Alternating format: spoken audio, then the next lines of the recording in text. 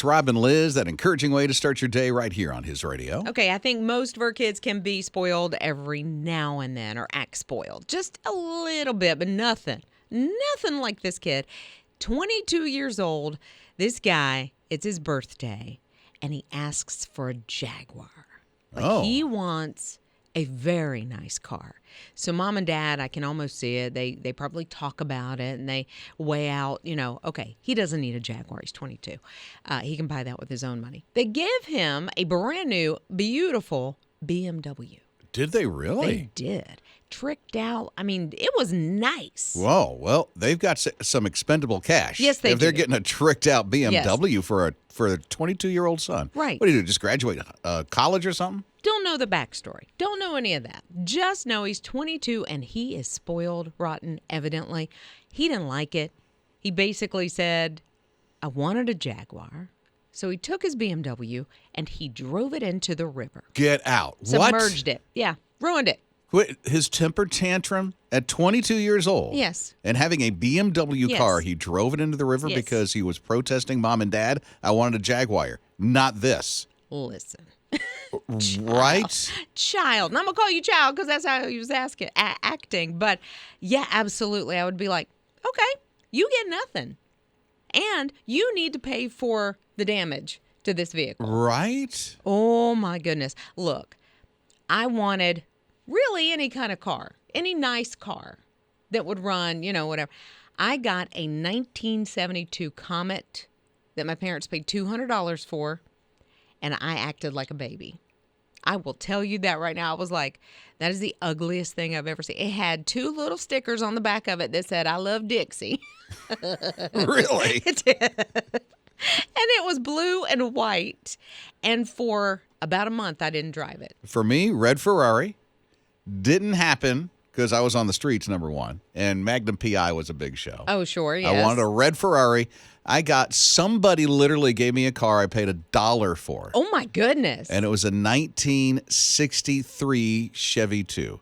What's a Chevy 2? Yeah, very old car. Big or small? Small. Okay. 4 doors, but small. Yeah. That was the first car. Well, I finally made up with mine, and that thing would fly. My very first car was a 1977 silver gray Ford Granada. You know what those things look like. 4-door. And I wrecked it when I was 20.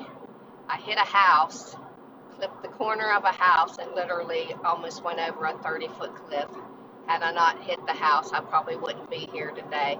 But anyway, have a great day. What a way to look at that. First, the car, 1977 Ford Granada.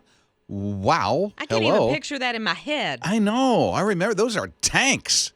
I remember that. But to hit a house and know that God allowed you to hit a house and not it going another way. Yeah, and good thing she was in a tank. Right. For sure. Ashley texted and said, okay, so somebody she went to high school with was upset because she got a BMW, but it was used. Okay. Okay, so Ashley said she had a 1986 Honda Accord, but it wasn't the convertible red Mustang that she had asked for.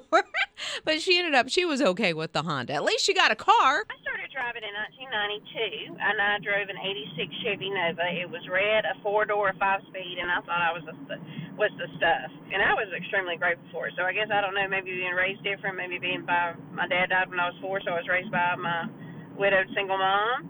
I was the baby of the family, and I just hope my girls are grateful for whatever they get when they begin driving. Have a great day. I feel like your girls are probably a lot like you. Yeah, absolutely. They'll be grateful. Yeah. See, I know. And what a champion your mom, huh? Right, exactly. Teresa texted and said her first car was a 1966 Chevrolet Super Sport. She said it sounds great, but it had belonged to a teenage boy who kind of treated it a little different. There was a family of mice living in the back seat. What? Holes all over the floorboard. So kind of like Fred Flintstone, she could see the road. And keep your feet up. Right? She said, but like they were poor. And she said that somebody gave this car to her family, and so they were all extremely grateful. Oh, I'm no sure. No matter if it had mice or not. Here's another open mic from the My His Radio app. Hello, this is Johnny. I was just listening to the radio station and Rob said that he bought a car for $1. Well, the same thing happened to me. I had a 1997 Lexus and I loved it. It was golden color. Have a good day, guys. Bye. That's a fancy car. For $1? A Lexus? Where's that car lot? Gold? God took care of you. Yeah. I'm telling you, here's another open mic from the My His Radio app. My first car was a green Vega station wagon, and I loved that car with all my heart. A station wagon. Wow. That's the party mobile. I know. Just got another text from Missy. Yeah. I wanted a 1965 Mustang, but Daddy got me a 1976 Pinto. Ooh. I mean, when you name a car a Pinto, come Yeah. on. I mean, you know what happens when you hit the rear of that thing. Rob and Lizz. His morning crew. So a friend of mine posted on her story the other night that she made breakfast for dinner. And I was like, oh, my goodness, I have not done that in forever. And I usually watch her stories because I like what she makes. But she made like a little bundt cake, but it was a donut. And so she served that next to like a frittata. So they got the healthy and then they got the sweet as well. But I was like, breakfast for dinner, yes. You know what? I like breakfast for dinner. Like once a week. I don't get it once a week. The breakfast for dinner thing. Scott is all into it. I love breakfast for dinner. We got a waffle iron not too long ago, and so we will make waffles. We got some bacon with that. Oh, it's come it's on. great. Yeah. I've made a homemade McGriddle. My oldest son loves that. But you take and you make like little small pancakes, and then you put the bacon and the syrup and all the things in the middle of it. The egg, he likes egg. So I'm so curious on the open mic on the My His Radio app. What's the go-to for breakfast for dinner? yeah, because I think it is different for some. Some It depends. I have to have eggs. But you don't want grits. I You don't like grits. grits. Yeah. No. Ugh. But see, I don't want eggs. You can keep all the eggs. I'll take both. Good morning, Rob and Liz. Sometimes me and my son, we have breakfast for dinner. Elijah, he's a great cook. He'll cook dinner for us during the week. And sometimes he'll make pancakes, bacon, and eggs, and grits on the side with cheese and butter. Y'all have a blessed day. We love all that you do. We love you too. And hearing all about this breakfast for dinner thing has me so hungry for breakfast right now. I got a little saliva. I know, Like, especially what her son makes. I know. Okay, Melinda texted and said, I'm not a breakfast for breakfast person.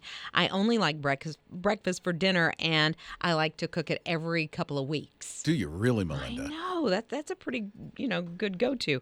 Mandy, French toast for the win.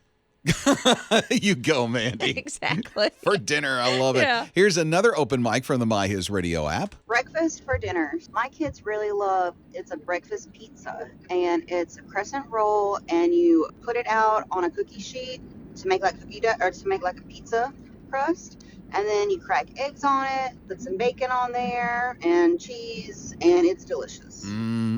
Those crescent rolls, you can't go wrong. Right? Lisa texted and said, my favorite breakfast for dinner is an omelet with everything. Oh, come on. And then you got toast beside it. But you when you say everything, what does that mean? Everything. Everything. I know, but everything as in you throw a little cinnamon in there, like what? What's everything for Liz? What Okay, is it? so first of all, don't like eggs. So it'd be an omelet.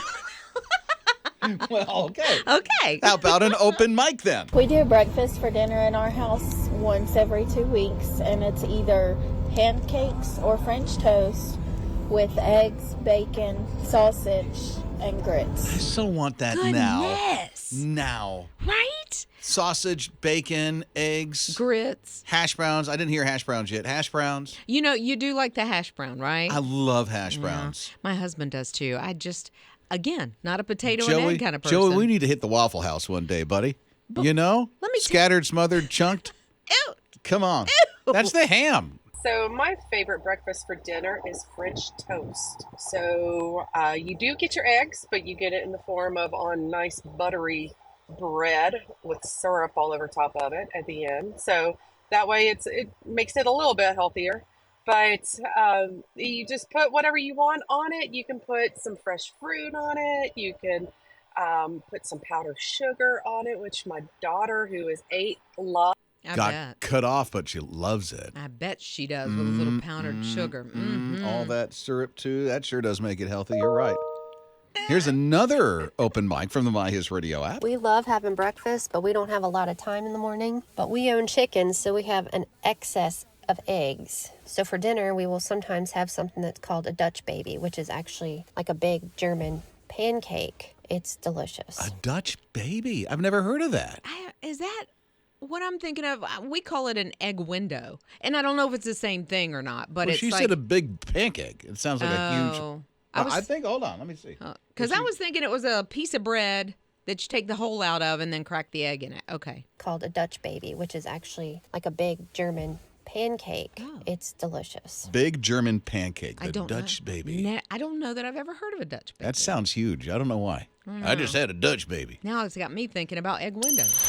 Rob and Lizz. His morning crew. This is right from the My His Radio app. Hey, so the thing that Liz is calling an egg window, I grew up calling a toad in the hole. You take the bread, you cut out a piece using a cup, and you do them both as French toast with an egg in the hole. Have a good day. Bye-bye. Egg in a hole. Yeah, toad in a hole is what she said. Yeah. Toad in a hole, which is like an egg in a hole, Yeah. but it's a brisket window. What'd you call it? A brisket. What? I can't remember. Egg window? Egg window. Well, an you egg got window. brisket on your brain. I Yeah. guess. I'm just hungry this morning all of a sudden. And she went fancy. She said she cuts the hole out using a cup. Yeah, it makes it, it's a circle. Yeah, see, I just pinch it out. Just like, and it's good. I mean, it's different every time. That's It's right. unique. Always unique. Every little Always. window for the egg briskets. Eggs in a basket. That's what I grew up with. Okay, and then eggs in the basket. Eggs in a basket. That was an open mic from the My His Radio app. So that one's a little different too, because a piece of bread, not really a basket. And then the other one, the toad in the hole, is not really a toad. Maybe a chick. I don't know. A chicken hole? Yeah. I mean, that makes more sense. But I don't know. Rob and Lizz. His morning crew. Okay, if this is your kryptonite, I'm along with you. Lay's potato chips. I don't like chips that much. I love chips. They're okay. You don't get a bag of chips in my house because I'll dive into them. There is Oh, a my smell. word. You can smell them from across the room, so I get You it. can smell them 3 miles down the road. Man. So the Lay's is coming out with 3 new flavors. One is like the wavy tzatziki. It's Okay. like a dip, isn't it? Yeah, sort of a dip or spread. I use it because it's lower in calories in place of mayo sometimes. Hopefully the yummy. lower in calories will come to the chips. I don't think so. Please. No. And then they have like masala. Am I saying that right? Masala. Okay. Yeah. Did I even get close? Yeah, you're Okay. close. And then honey butter. Ugh, Oh. That sounds disgusting. I'm sorry. Honey butter? In a chip. I can do honey butter on a biscuit. Yeah, but honey butter with a chip? No, Ninja and I are just like, morning show producer Ninja and I are just like, Wait a minute. So Ninja, you'd be into this honey butter chip? Yeah, what is it? I get them mixed up. Is it Longhorn or Texas Roadhouse with the honey butter? I always get them mixed up. I think maybe would you say first Longhorn? See, I think of They're California both like or this. Texas. Like I can just eat that with a spoonful. Yeah. I know what you're talking about. It is good, but that goes on like the biscuits or whatever they bring. You Well- can dip chips in that. Yeah, yeah. really? California Dreamin' has a croissant that they put the honey butter on. Really? So to me, that's the best of these 3. Masala, I'm not into. I just don't. So that would be the one I would kind of push to the side. I feel like Scott would get into the tzatziki. Probably. Yes. You just give me the whole bag of those tzatziki See? chips. I'm on it. And what is it with Scott? Do you have a tapeworm or something? Because the guy can eat so much and be skinny. How do you do that? Apparently my shirts are hiding it well because, no, I'm not that skinny. Yeah, you are, dude. Well, thank you. You do Appreciate always it. dress in black. I was just going to comment on the chips. I have tried the honey butter chips. They are amazing. I know it might not sound good, but give it a try. If you love chips, honey butter, yum. You'll love them. Thanks, guys. Love listening to you all. Very encouraging. Love to start my day. It just gets everything going the right way. Y'all have a good day. Oh, you're sweet. Thank you. And I don't know about those, what is it, honey butter chips, because Lay's potato chips came out with 3 flavors, tzatziki, masala, and did I say right? Yeah. And then the honey butter. I Ew. think it sounds delicious. No. I don't even understand you, Rob. I don't. What? I mean, in a chip, no. On a biscuit at one of these steakhouses, yeah. Well, yeah, but I think the Lay's chips would be great. I'll tell you, Joyce said Texas Roadhouse has the honey butter for the rolls, and she even sent a recipe. No way. Yeah, she sent a recipe, and it's really easy. So you've got like powdered sugar, you got honey, you got cinnamon, and then you've got 2 sticks of butter. Ooh, Ninja should make this. I have before. I made my own butter, though.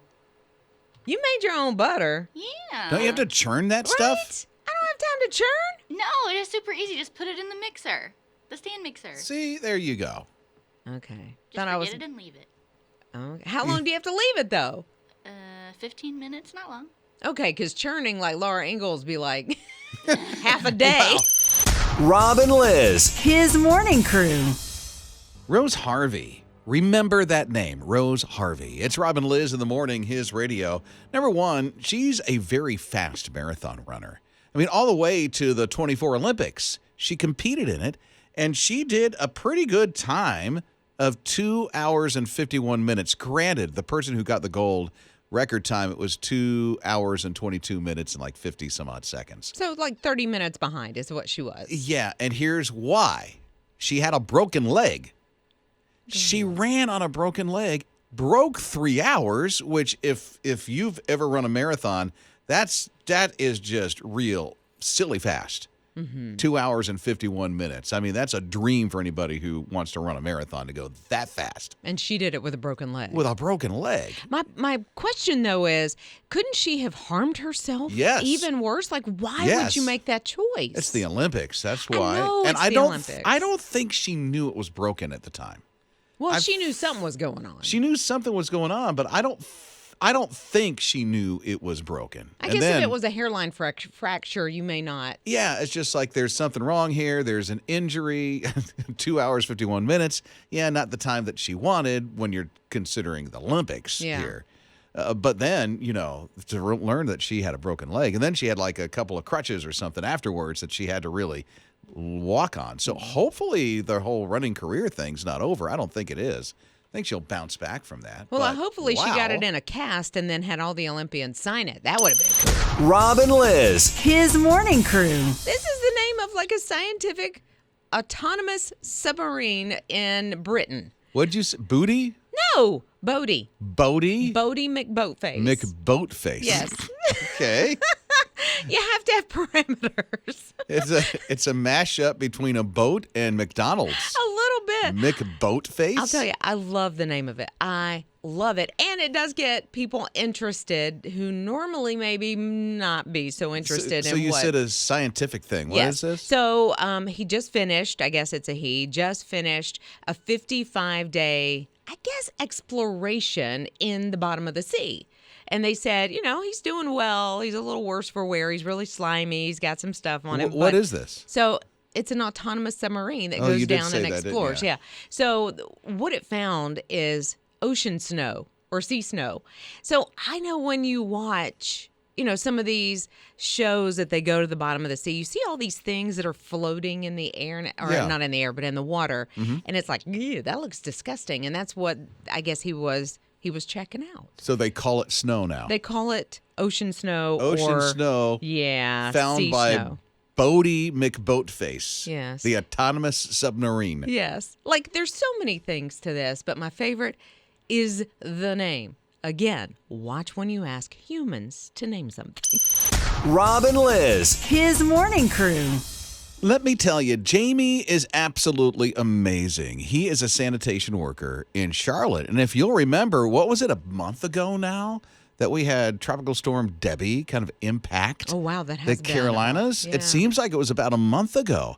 He's one of these guys that's been recognized just a little bit. But I'm like, dude, what this guy did, Here it was just after the storm has come through. And then, of course, Charlotte got a big impact of the storm with a lot of wind and a lot of rain.